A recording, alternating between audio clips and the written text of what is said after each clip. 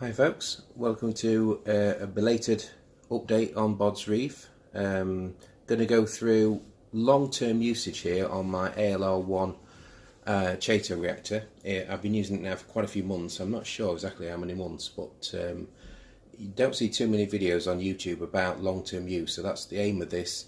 And just to give you an update on the tank and the reef and let you know how the system has been going over the last few months. So you can see everything there in the background.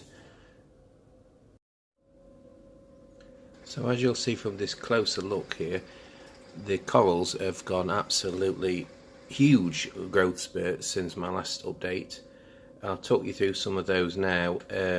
As I'm filming this, I've not done any maintenance on this tank for about 2 weeks, so I'm going to show you what it's like before and after as well while I do this video. So you'll see one thing, or one of the only issues I've got at the moment is a little bit of brown on the substrate on the bottom there, so I'm forever vacuuming the gravel, so I'm tempted to go bare bottom just because that's the only thing that's really quite annoying with the maintenance schedule. Other than that, it's very easy to maintain with the ALR1. So just digressing a bit there. So onto the corals, you'll see the acro in the middle here.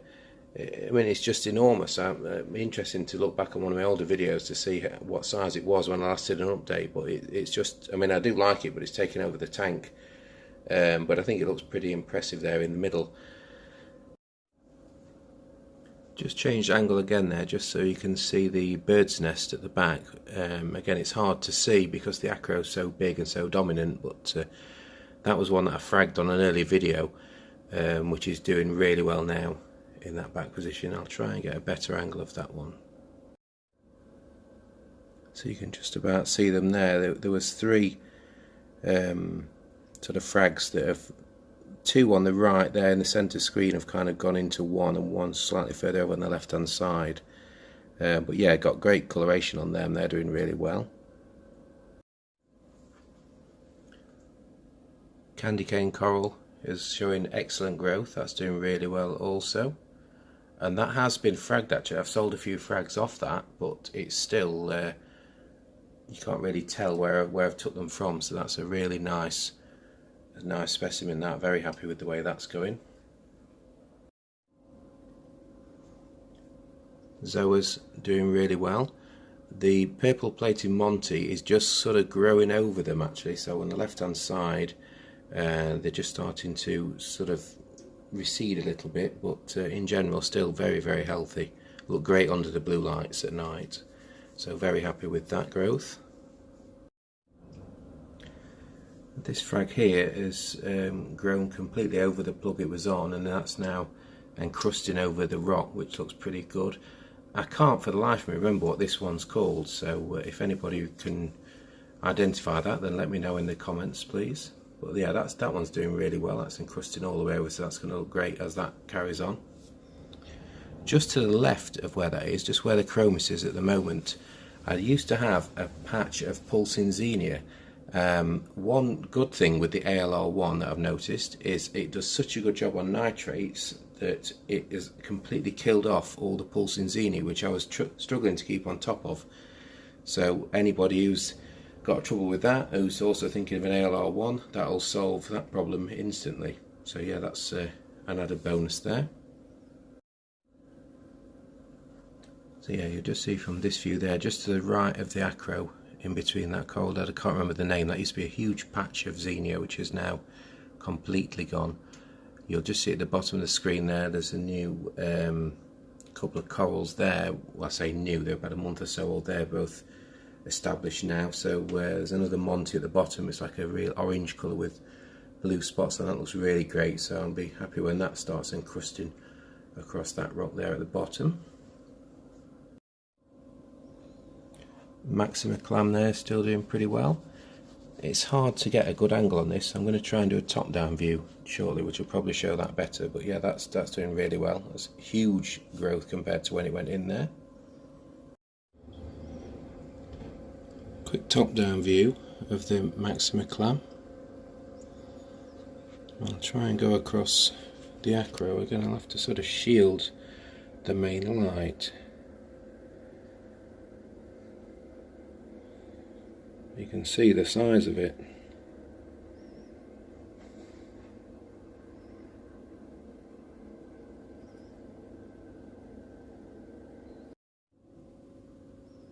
Elegance corals still doing really well.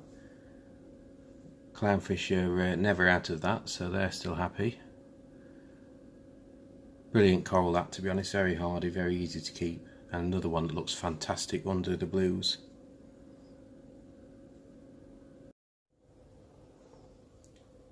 Okay, so I'm just going to open up the cabinet so you can see inside the sump, and I can show you what it's like at the moment and talk you through what's been happening under there, and then I shall go to work on the ALR1 so you can see what it's like as long-term use. So what you'll see there now, it's pretty dark in there even with the ALR1 light on, and that's purely because of the amount of chaeto that's in there and the amount of algae build up on the glass tube where the light is.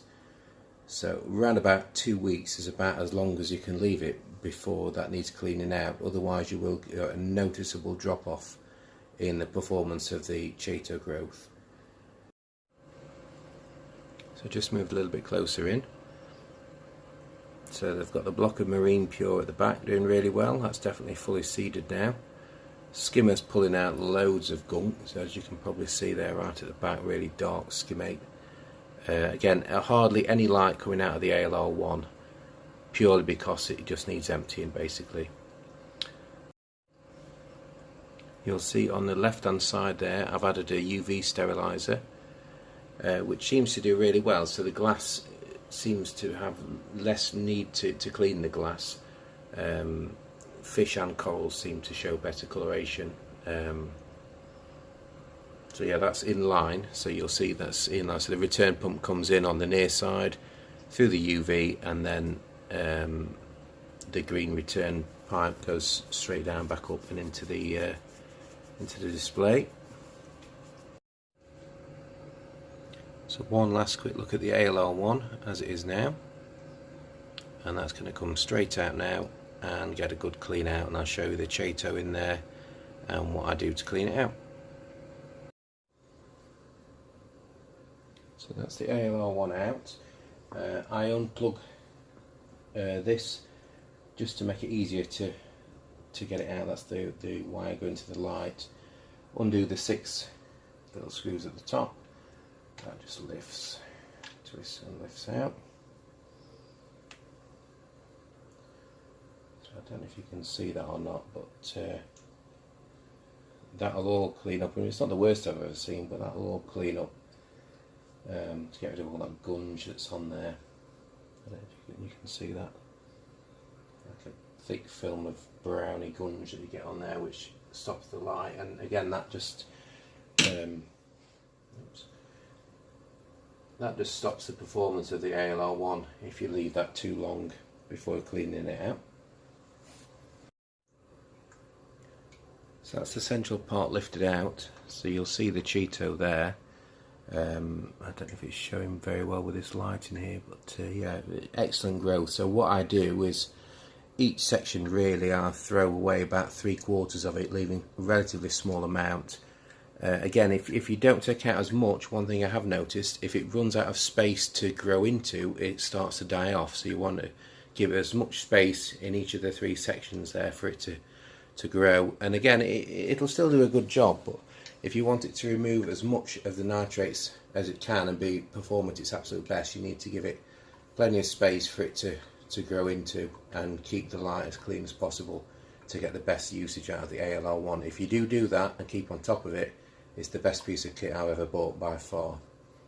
So I'll just give that a clean out and show you the next section. So the ALR1 now has been completely cleaned out. What I tend to do is take out all the chaeto. The chaeto that's been closest to the central tube where the light is, it kind of melts a little bit, so it doesn't look as healthy. So what I tend to do is try and keep the healthiest looking chaeto from the outside of each chamber, put that in some water out the bottom of the ALR1, and then I take it outside and jet wash it inside and out. I've seen people on YouTube who literally just lift the central tube, take out some of the chaeto and pop it straight back in. If that works for them, then great, but I tend to find that you tend to get more growth out of the chaeto and better results if you give it a full clean out to I mean, I don't go crazy with it, but as you can see there, it's pretty clean. It looks almost like brand new. And down the central pipe as well, in the main chamber, the ALR1, I've given it a real clean out. So I'm going to pop some Cheeto back in it, pop it back in, and you'll see immediately there's a lot more light coming out of it.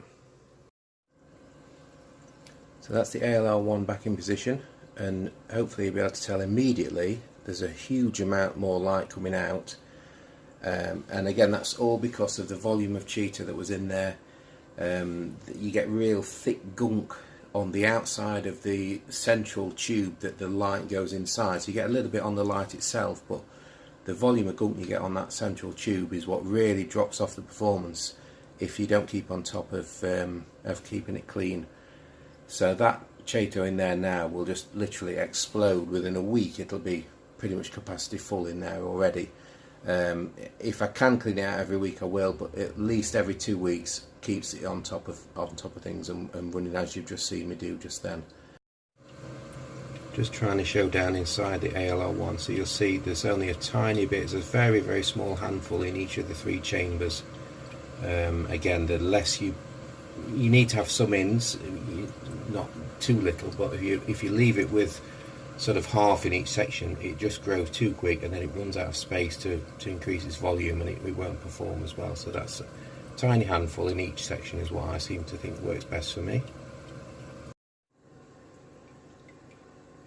So that's everything done that I'm doing for today's tank maintenance. I've cleaned out the skimmer, topped up the RO, changed the filter socks and serviced the ALR1. So that's ready to harvest more Cheeto. I'll just quickly finish on the display tank. So that's pretty much it for the tank maintenance, as I was saying. Last thing I'm going to do, which I'll probably not do today actually because I've run out of time, but it's just the gravel vacuuming. And what I tend to do is do a water change when I do that, so I can siphon the water out as I vacuum the gravel and then replace it with fresh salt water using Red Sea Coral Pro. Okay, thanks for watching. Sorry it's been a while since the last video that I put on. Hopefully you find it interesting. Any questions about long-term use with an ALR1 are more than welcome. It's a fantastic piece of kit, and from my use, keeping it clean as I've shown you, that keeps my nutrient balance in fantastic condition without me having to do much really other than that. So yeah, fantastic ALR1. Can't recommend it high enough, and long-term use is faultless as long as you keep it clean. So thanks for watching another video on Bod's Reef, and I'll see you all again soon.